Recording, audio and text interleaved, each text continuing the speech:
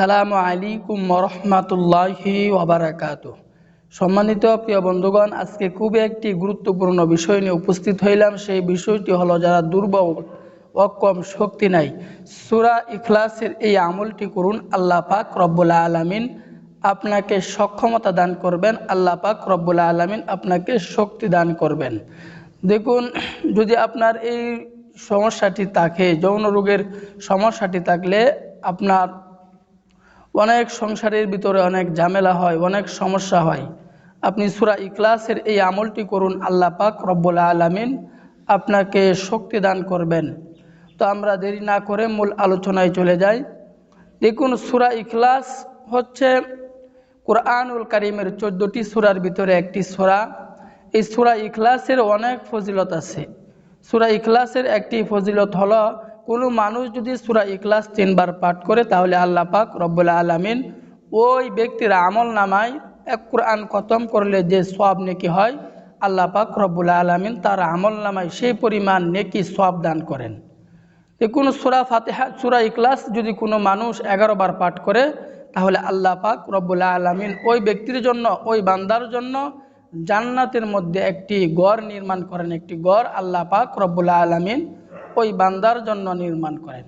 তো সূরা ইখলাসের আরও অনেক ফজিলত আছে। তার ভিতরে আরেকটি ফজিলত হলো, কোনো ব্যক্তি যদি সূরা ইখলাস 200 বার পাঠ করে তাহলে আল্লাহ পাক রব্বুল আলামিন ওই বান্দার 50 বছরের গুনাহ আল্লাহ পাক রব্বুল আলামিন মাফ করে দেন। তো এই সূরা ইখলাসের আমলটি আমরা কিভাবে করব এর বিস্তারিত বলে দিব ইনশাআল্লাহ। তো আমরা দেরি না করে মূল আলোচনায় চলে যাই।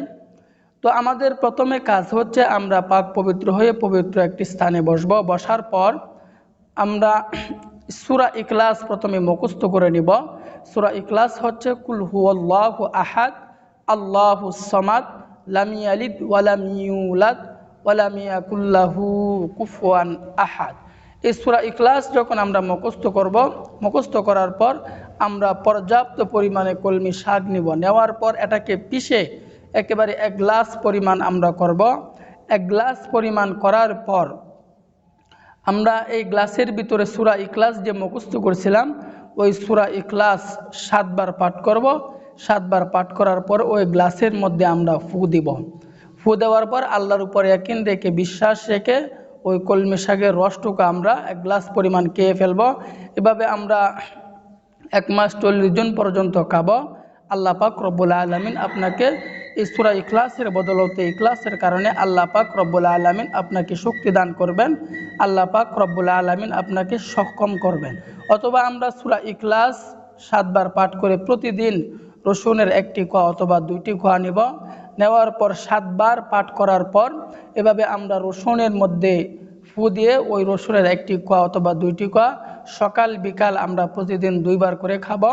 আল্লাহ পাক রব্বুল আলামিন এর কারণে সূরা ইখলাসের বদৌলতে আল্লাহ পাক রব্বুল আলামিন আপনাকে শক্তি দান করবেন। আল্লাহ পাক রব্বুল আলামিনের কাছে আমরা চাইব, অবশ্যই তিনি আমাদেরকে দিবেন। এখানে আরেকটি বিষয় হলো, শুধু আমল করলাম আর ইসলামের কোনো বিধান মানলাম না, তাহলে শুধু আমল করলে হবে না, বরং ইসলামের যত বিধান আছে, কাজ আছে, সবগুলা মেনে আমাকে চলতে হবে।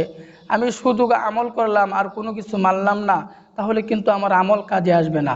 বরং ইসলামের যত কাজ আছে, সমস্ত কাজ, আল্লাহ পাকের যত ফরজ বিধান আছে, নামাজ, রোজা, কালিমা, হজ, যাকাত, এগুলো যখন আমি মেনে চলবো, এরপরে আমল করব, অবশ্যই আল্লাহ পাক রব্বুল আলামিন আমার আমল কবুল করবেন।